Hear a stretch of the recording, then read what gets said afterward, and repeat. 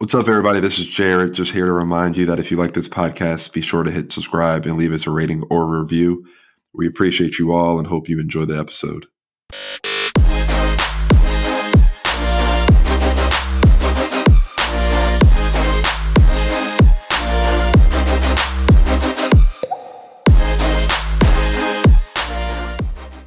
Welcome back. Done with Adulting podcast. Jared, how are you? I'm doing well. Happy to be here another week. Yeah, we made it another week in Corona land, so that's always a win. How about yourself? How are you feeling? Fine. Things are really heating up out there in the world, and I feel like we're going to be back in quarantine in a minute. So I mean, we need to be. We need to we be need shut to be. down. We should have been in quarantine, but people are more afraid of quarantine than they are the Corona. So that's where we're at. Yeah, I feel like people think, I don't know. Actually, I don't know what people think, but it seems like they think, I don't know, everything is going to shut down and I guess the world's going to end if we go into a lockdown. But I mean, people are already losing jobs. Companies are already losing business with this whole thing going on. So, I mean, what's a lockdown going to do? I know. Actually, Besides, hopefully get rid of COVID. exactly. And I was looking on Instagram today and there was this map of they do those maps with the colors and it's like the heat maps where they show the high volume of like cases or whatever. It was of the whole world and all the other countries had like red dots and our whole shit was colored. Yeah, covered in red because for the most cases ever. It's a bunch of idiots out here. People with too much American pride who want to feel oppressed for wearing a mask and staying inside the house, but that's a whole other tangent, and that's a whole other episode. I feel like we tangent about this in the beginning of every episode, so we're gonna move on. Clearly, I mean, I want a summer. I want a summer in 2021. I don't want to be in the house, so I'm tired of it. But I don't know how that's gonna work out for you, but hopefully, you never know. Anyways, do you want to tell them what we're talking about today? I'm just so excited. I can't wait another second. So we have a special guest for you guys. I mean, the holidays are coming up, which means a lot of people are going to be spending money. A lot of people might go into debt because of that. They don't know what they're doing. So we brought a special guest on here to give us the breakdown on how to save money, how to use it properly, not spend on stupid things that you guys shouldn't be doing. But I think it's gonna be a dope conversation. We're gonna learn a lot. The great Isiah Benjamin himself. Yeah. I'm so excited. I'm definitely gonna learn a lot. Jared, I'm like 101 when it comes to money saving. I've learned a lot since just being married because Terrence is good with money, but that's just not my forte. So I'm excited to learn a lot today.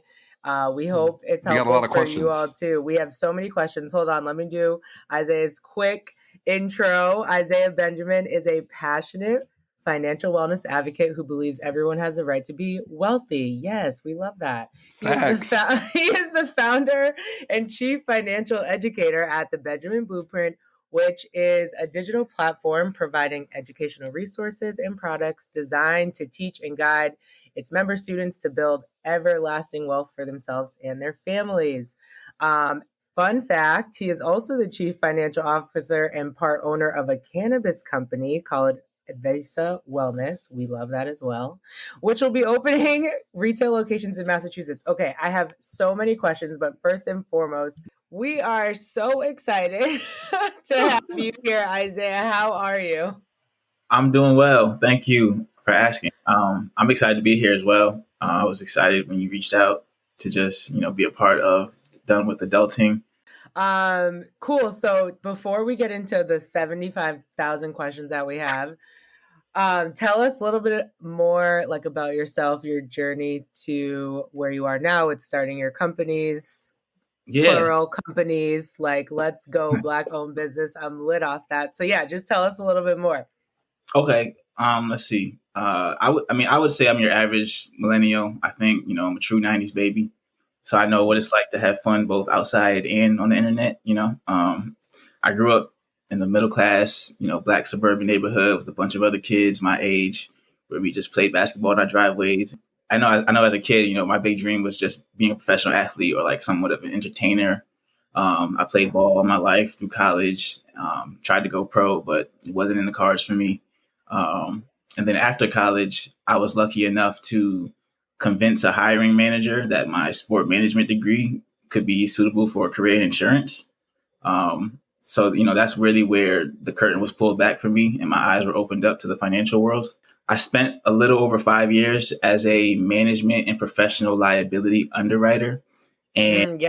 What does that mean? right. So exactly. And it's funny because even when I got the job and I told my friends, I was like, yeah, I'm an underwriter now. And they were just like, cool.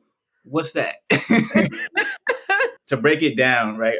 An underwriter, and not to be confused with a mortgage underwriter, which is like, I know when most people or some people go to like buy their house, they, have to like submit all of their like credit info, their salary info to get approved, for the loan. And the person that's approving that loan is the mortgage underwriter. So on an insurance side, basically, I was responsible for putting together insurance policies for businesses and their boards of trustees. And even that's still like, I know, a little bit confusing, but like when you think about insurance, you think about like your basic car insurance, or you think about your like home insurance, they ask you a bunch of questions, right? Like about like how often do you drive your car, or like how far do you drive your car? What kind of car is it, right? These are all the questions that that the underwriter wants to know because they're evaluating how risky you are as a right.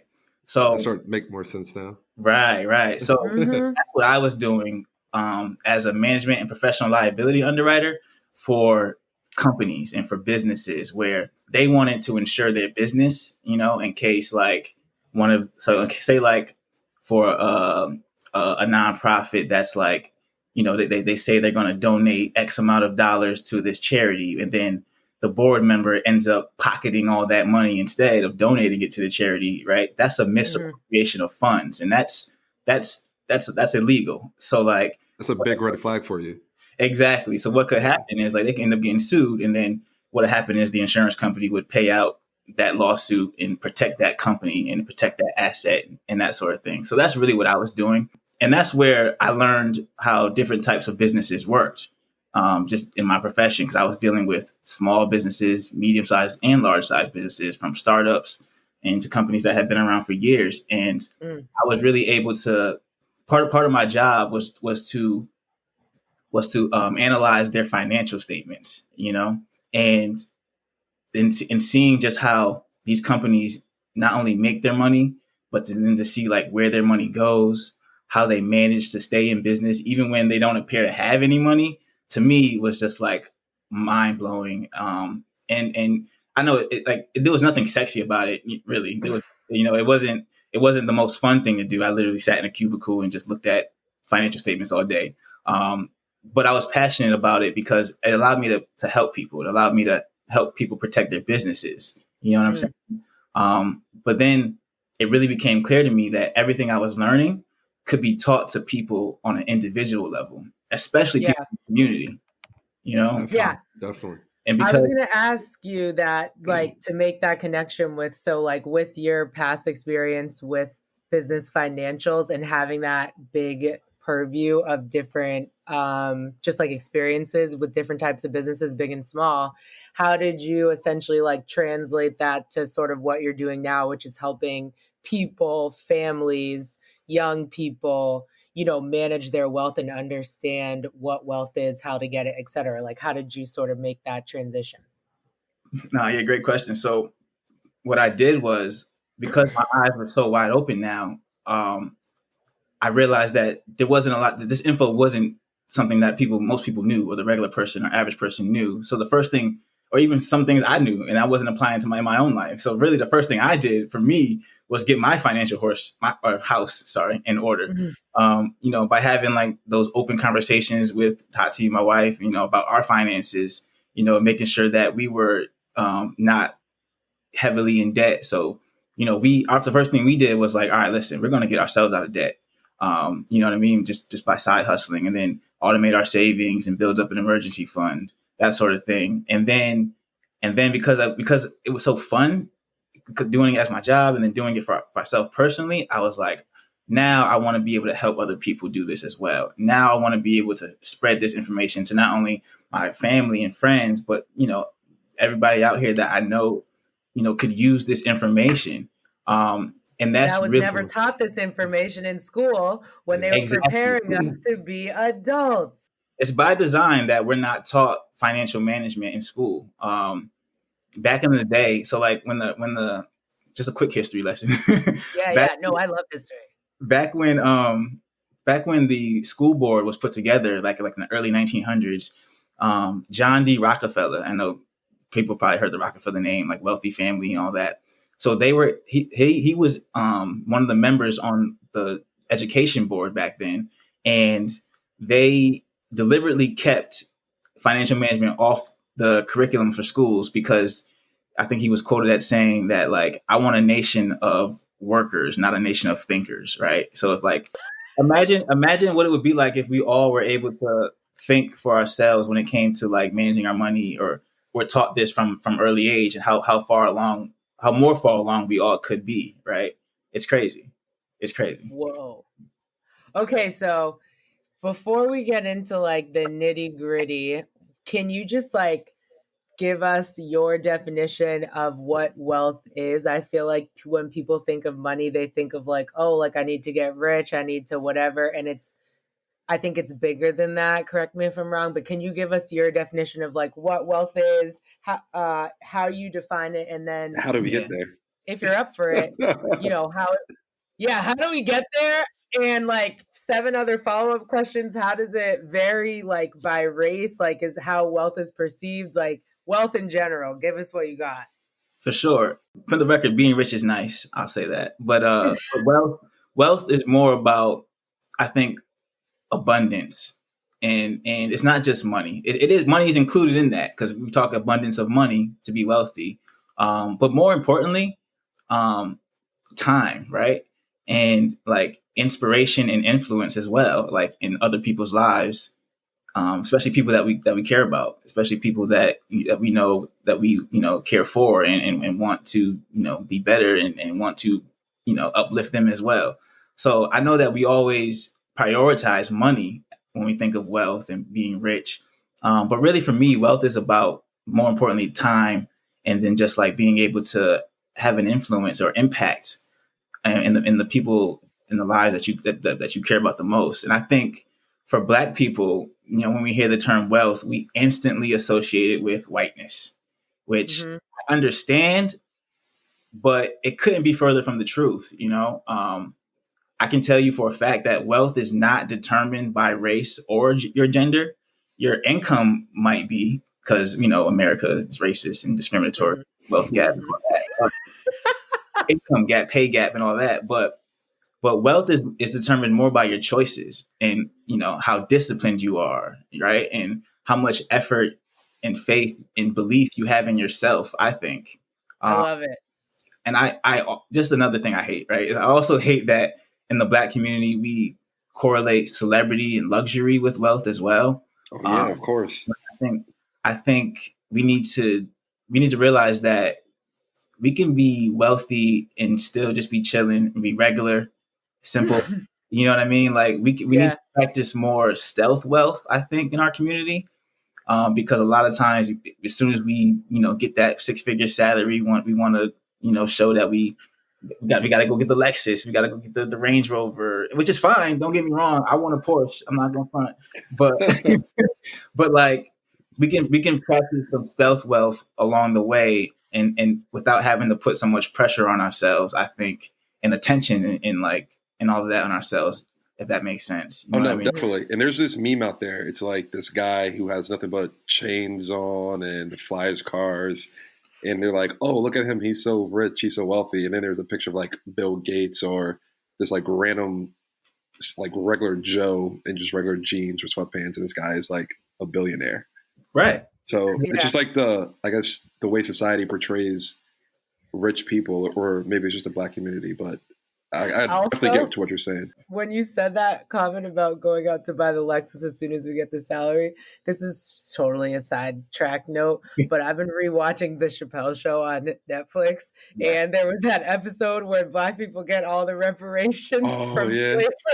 Right. That's what I thought about when you said You said that Think about because everybody went out and started buying shit in the stock market went so hard. right. Oh my It was like everybody went and bought like Cadillac Escalades, right?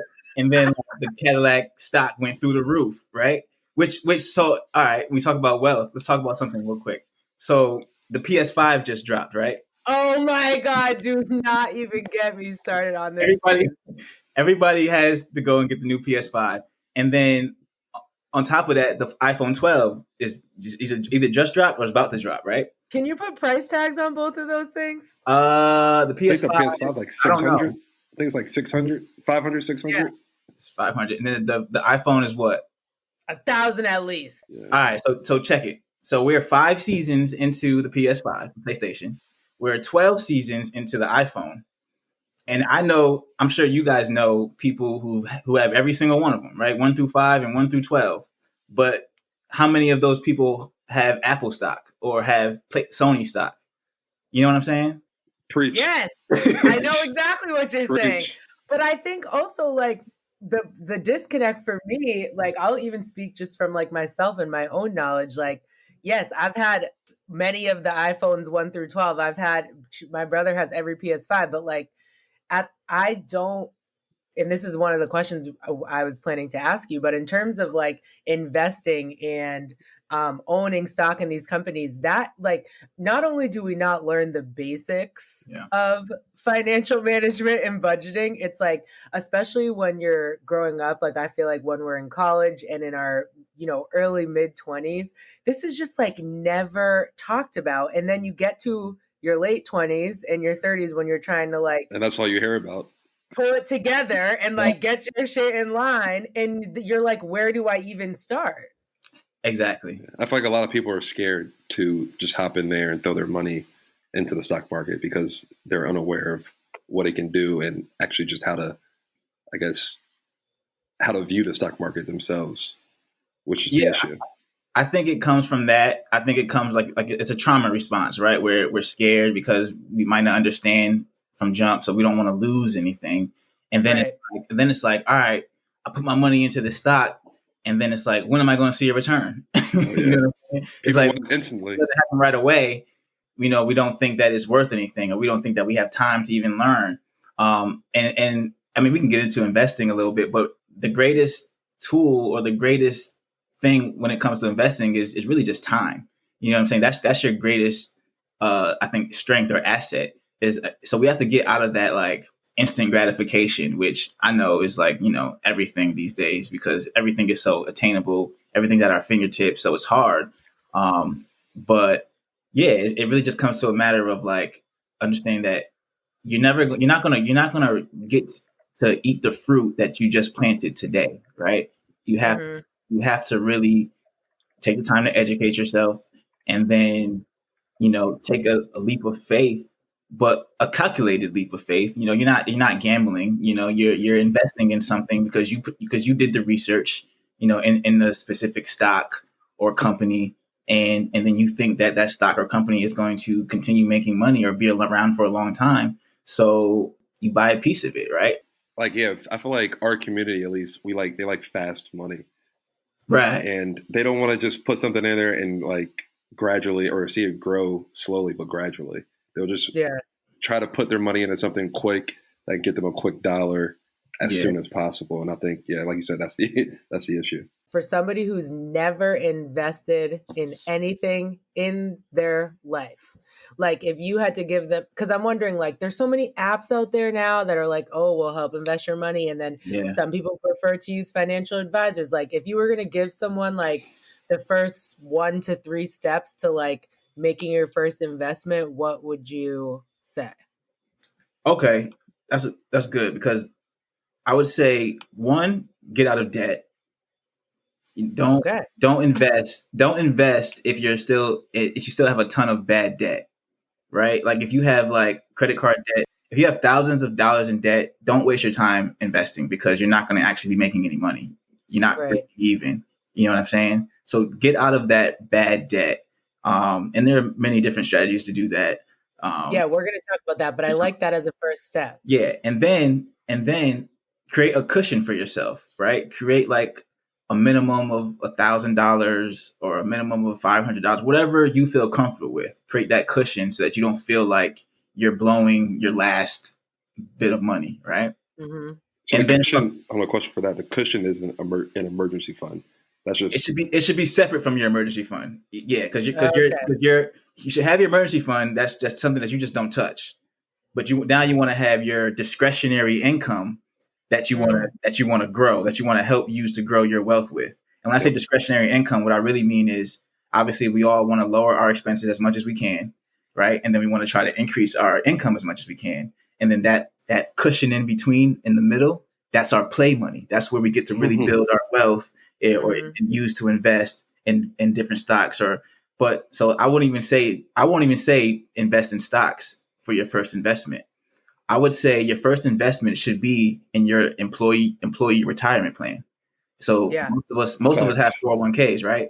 facts. Yes. So if you have a 401k, you should be utilizing your 401k. That is where I know most companies will do like a match, right? If up to like 5% or 6% or whatever. So off rip, you should be contributing up to whatever the company match is, because that's free It's money. free money. Yeah, Free free money. money. Yep. Right? Mm-hmm. And then after that, there's many different ways where you can go. Like if it depends on what your flavor is as an investor. So that's another thing you really have to think about when you want to start investing is like, what type of investor do I want to be? I know I'm investing for my future. I know that what I put in today, I'm going to reap tenfold 10 years from now.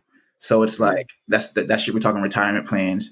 We're talking mutual funds and index funds, and we're talking life insurance policies, right? Those are the three things those are the three investment vehicles that I think that anybody can invest in off rip, and you don't have to know anything.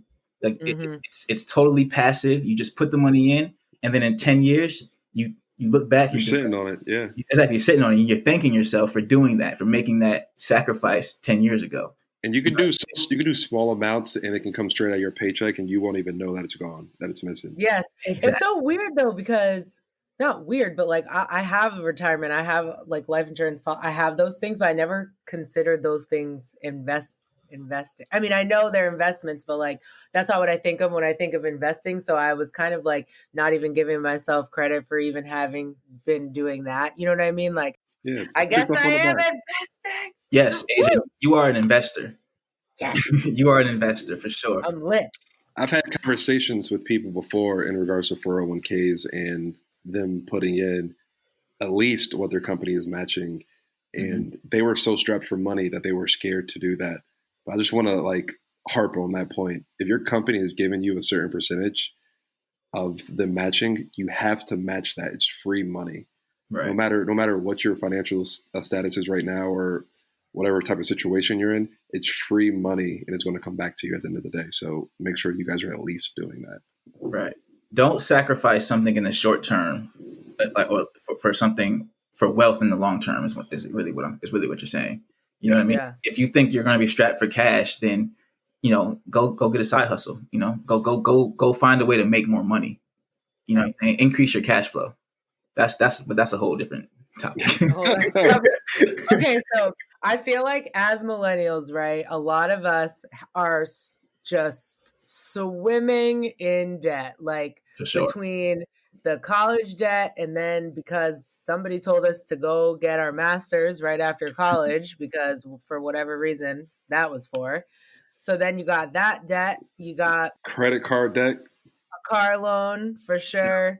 Maybe you have, I don't know, credit card debt, credit card, car loan, personal loans. Yep.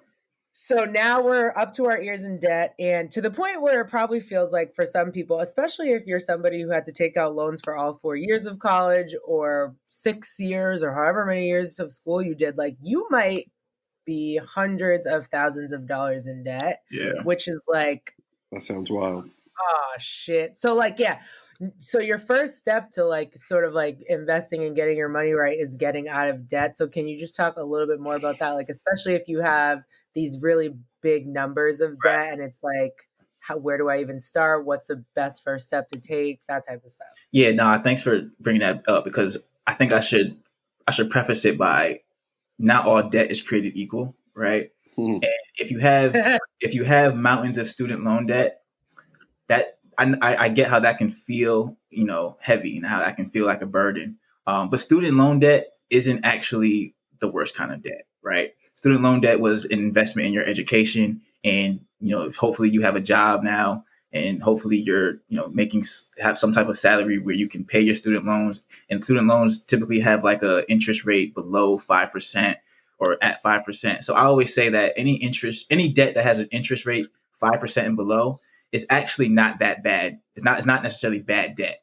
Bad debt is more like your high interest credit card debt, your car loans, that sort of thing, right? Personal loans. So when I say get out of debt before you start investing, what I mean is any debt that has an interest rate, say above 7%, get rid of that first, right? And the first way to do that is really to just think about what you owe, right? You have to know specifically what you owe. And when you do that, and it's like, write it down, get out a piece of paper, get out your notebook, break out the old Excel spreadsheet if you have to, like, and just Right. itemize and list your debts, list your interest rates, list who you owe, so that and you have it in order. And then from there, try to consolidate it, right? You can. I just did this. Okay, word. So I was kind of like, I was like thinking about it. I was like, should I do this? Because I'm really not doing what I'm supposed to be doing.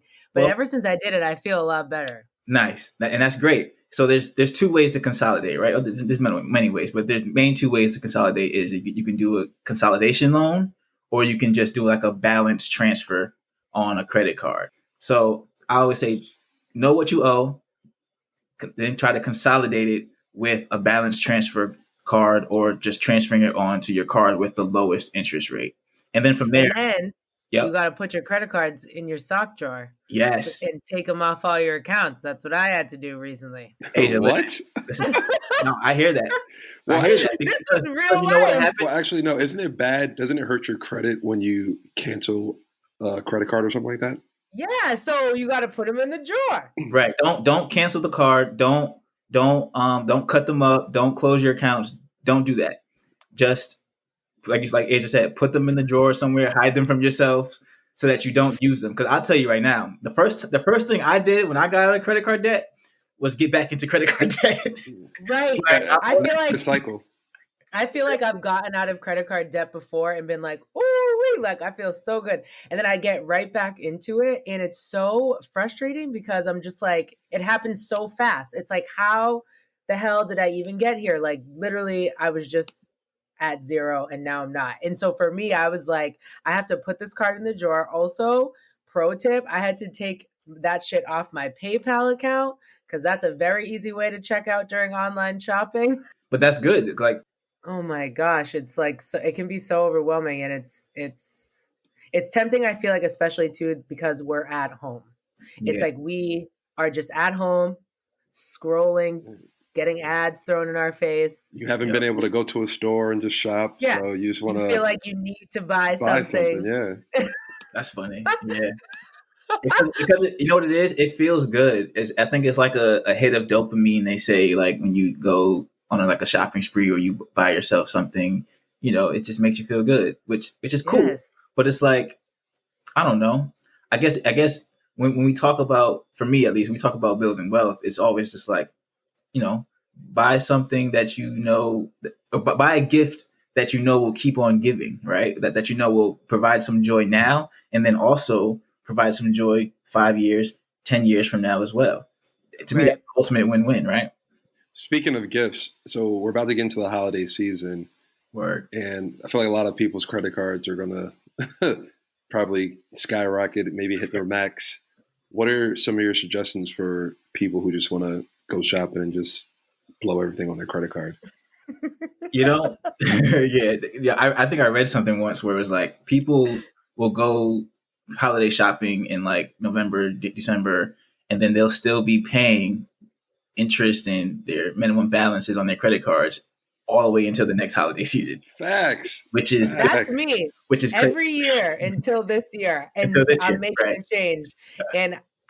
But then you start thinking about, okay, Who's the list of people I need to buy stuff for? Do I Right. really need to buy for that person? Probably not. Scratch them off.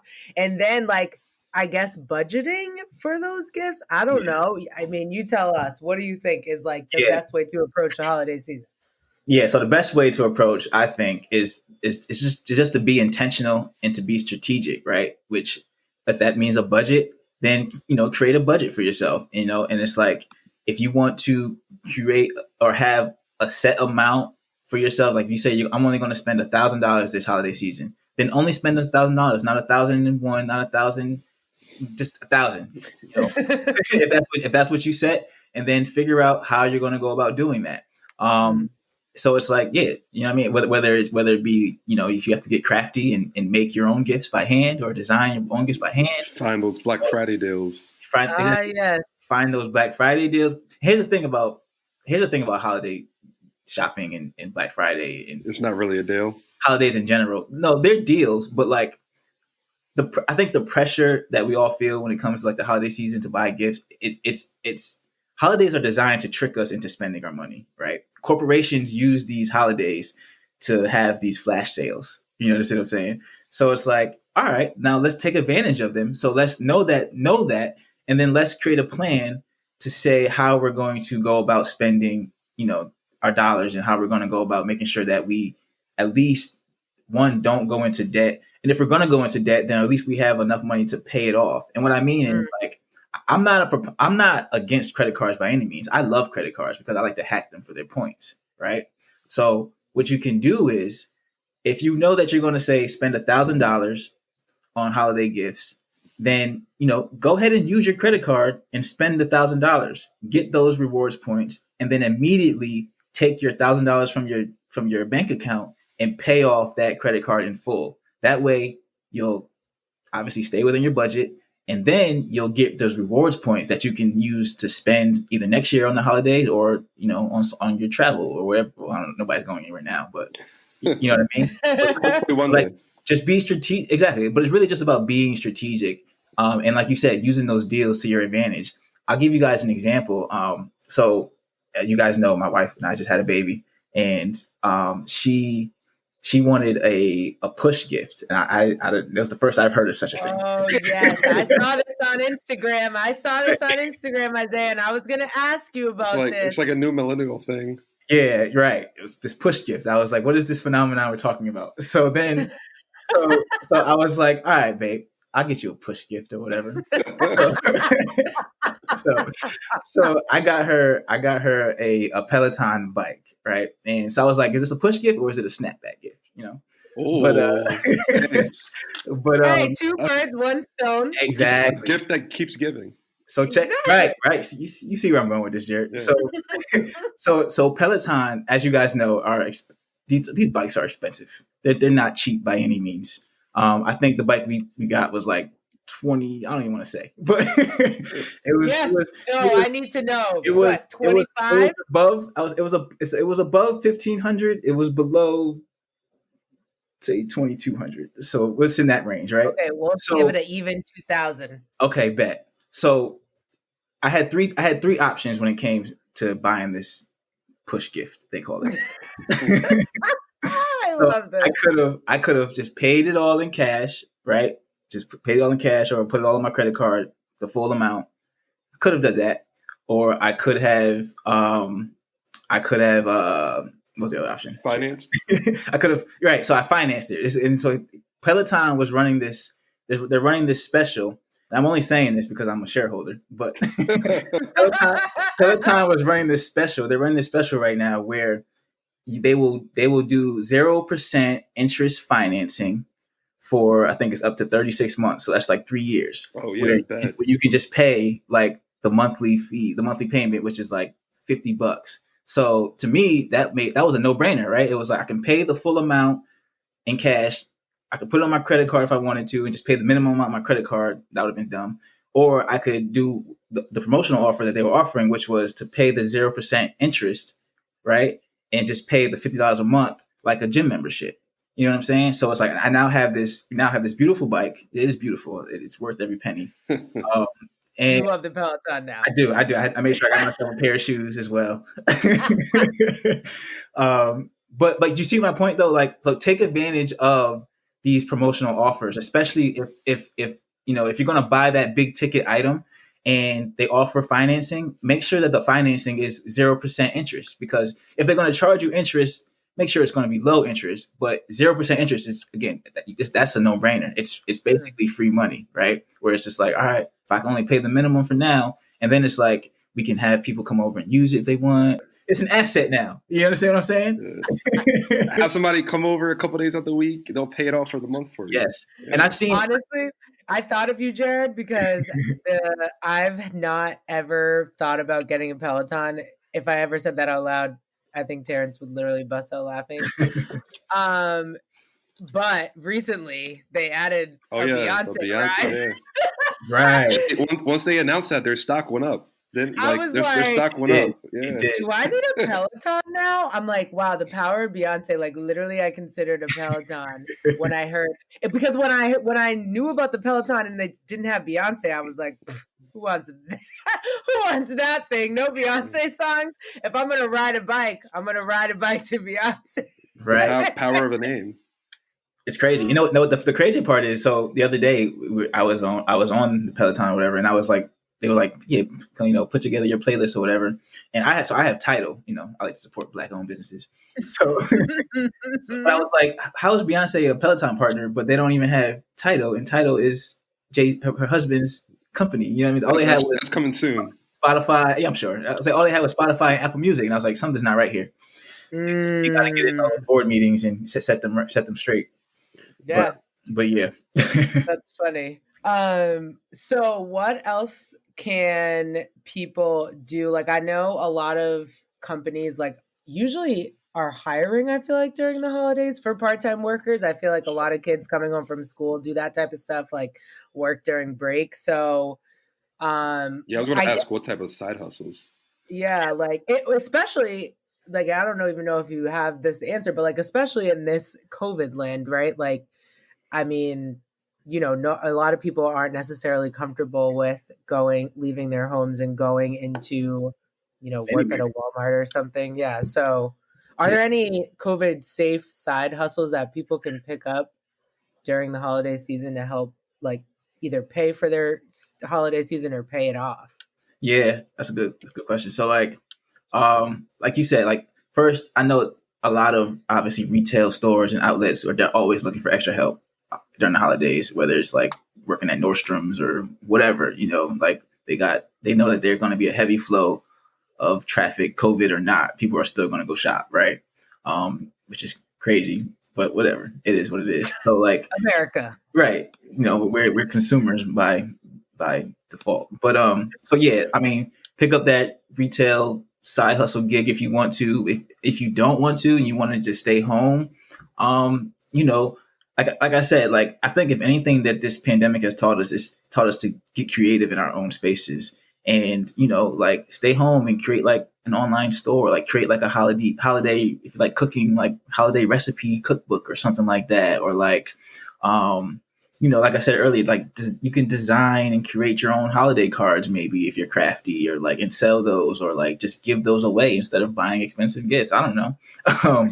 But also, I feel like that's such a good point because I was thinking about this the other day, Jared, we were talking about it, is like the idea of like creating as adults is so, I feel like the stigma is that it's abnormal. Like we're not encouraged in our late 20s, 30s, whatever age to create or like start something from scratch or like, when you do it. Yeah, we're trained to go to our jobs, come home from our jobs. Like, if you want a side hustle, Amazon customer service, like, as opposed to having that first thought of like, what am I passionate about? Can I create something with that? And then in turn, like make an income from it. I mean, in some cases it might be a long game, but like you said, if you can create literally anything, like Etsy is unreal. People are making tons of money on Etsy. For sure. In Asia, Etsy is crazy. In Asia, to your point, like when adults start doing that, there's other people who just look at them and like, oh, what are they doing this for? Why are they doing that? They get a little, I guess, a stigma behind it, but do you for sure? Do like, you? do you, because nobody else will, right? They're Like not going to pay your bills, so exactly. do what you need to do to pay those. That's my number one motto. For sure. I remember when me and my wife started our first like little side gig when we had our corporate gigs, and we were living comfortably, we were doing fine. But then we really wanted to, accelerate our wealth building. We really wanted to accelerate paying off a lot of our debt. So we went and picked up some side gigs. I went and worked at a collection agency for a few weeks just because, you know what I'm saying? Like she went and got a waitressing job just because, you know what I mean? And then we realized like, oh, we don't actually have to continue trading our time for money. We can, create something, we can write from our home, we can, do something or create something once and then sell it over and over again and get that residual income. Yep. Which is something that we're, like you said, not taught about. We're taught that we have to spend time and energy for the dollar, when in reality we can create that dollar out of thin air, or just by using our natural born skill sets or natural born. That's wild, yo. When you put it like that, that's wild. Time is very, very valuable. Time is when we talk, like I said, when we talk about wealth, we know we prioritize money, but time is definitely the most important, at least to me. Facts. Wild. So, listener question that we picked for today. One of our followers on Instagram asked, "How do you build wealth when you have student loan debt?" Which talks a little bit about mortgage, bills, and kids. First of all, we have not factored the kid situation into this conversation because Jared and I don't have kids, so that is not an expense that we are worrying about right now.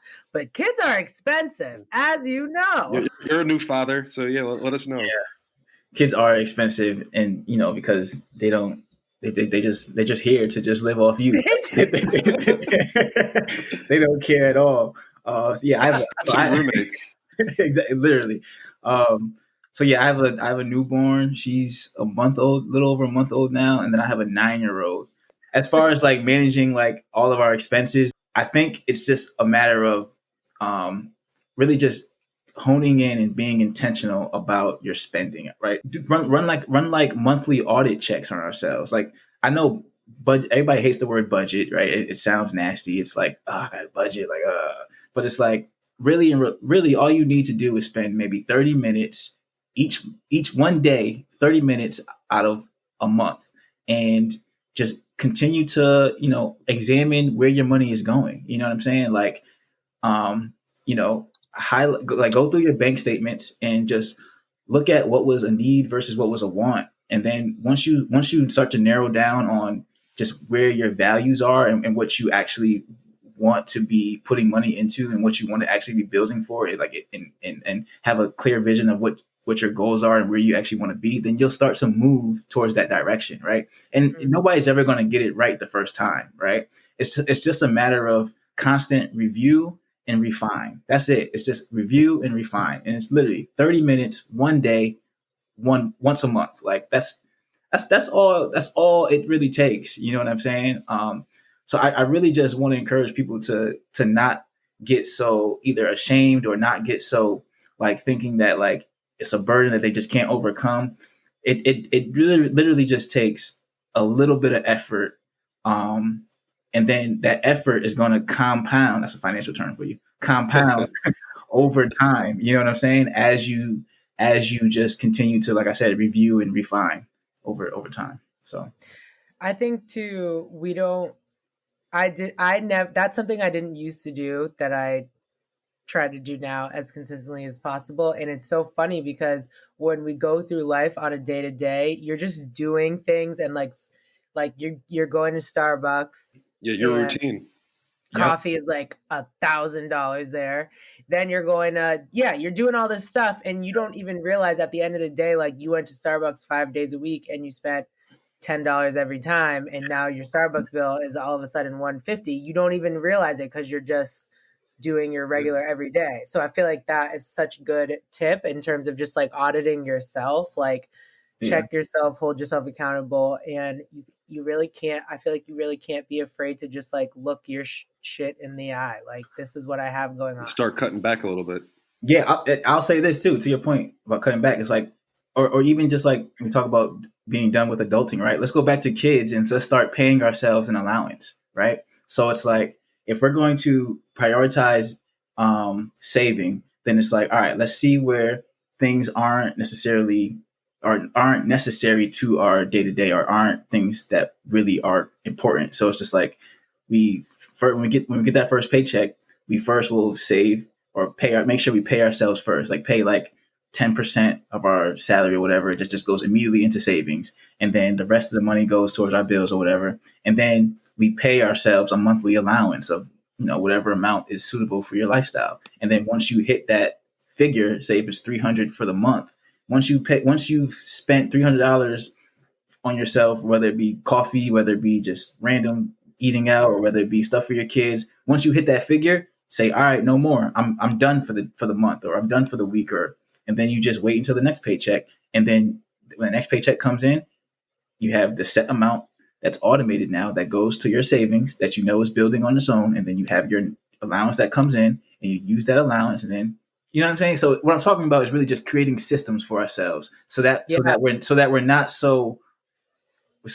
so like caught up thinking that we have to penny pinch, or that we have to think about where every dollar is extreme going. Exactly. Yeah. Once we create a system for ourselves that works for us, and then we get used to just reviewing it on a monthly basis and refining it as we go along, we're only going to get better, and we're only going to thank ourselves for it in the long run. Facts. Yeah. And I know you have this like course that you're teaching it, or what is it, Billionaire's Bible, something like that? Right. So you want to share some more information with that? You brought that up for sure. So with my company, the Benjamin Blueprint, I wanted to obviously it's a digital platform where I provide resources and products for folks to be able to use them to help them build wealth. And as part of that is, my Billionaire's Bible course. And I call it the Billionaire's Bible, not because I'm a billionaire, but because I've been lucky enough to, see how wealthy people, move and how they use their money. So I've just studied them, and I've taken their strategies, and I've just really, put it into a course for the everyday person to digest and to implement those strategies, no matter where you are in your life. You don't have to be a billionaire to move like a billionaire. And right. Once we start to move like a billionaire, we'll realize that we're actually taking steps to becoming a billionaire. So I say I'm not a billionaire Change yet. that mindset. I feel like I'm in church right now. Exactly. I only say that because it was funny because I was telling I think it was one of my mom's friends, that I was like, yeah, I'm excited about this course. You know what I mean? Let's check it out. Let me know. And I think one of my mom's friends told me how she like told her daughter about it. And she was like, well, was Isiah a billionaire? And I was like, all right.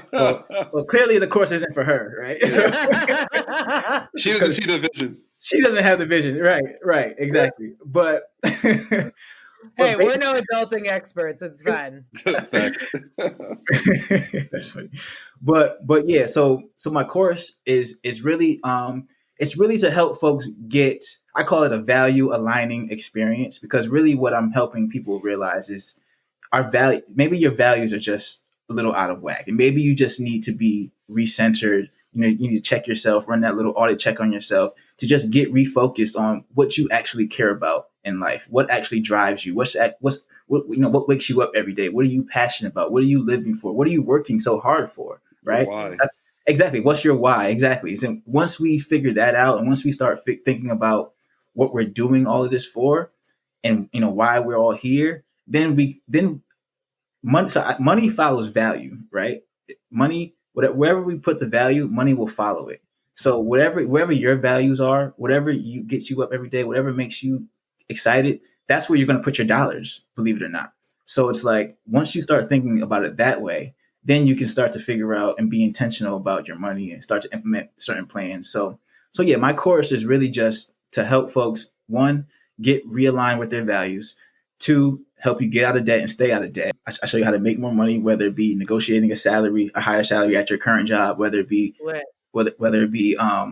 creating side hustles for yourself, and that could be doing like taking part in the gig economy and that sort of thing, or just creating your own side business that can turn into a micro business.